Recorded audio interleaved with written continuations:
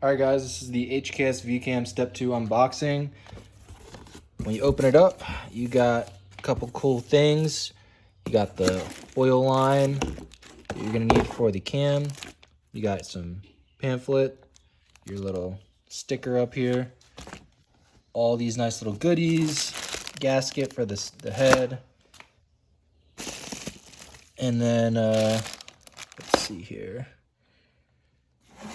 Go ahead and lift her up. In here, you got the cam and everything itself, the cap. This is the HKS cap. We might run that. It's pretty cool. I like the Nismo ones, but we'll see. So that's everything here. And then if you lift this up,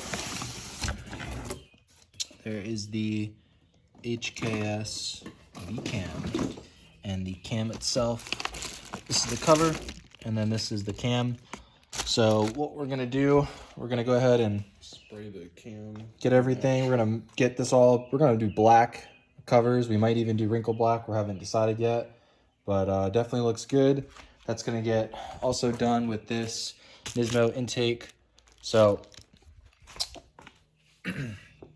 there she is.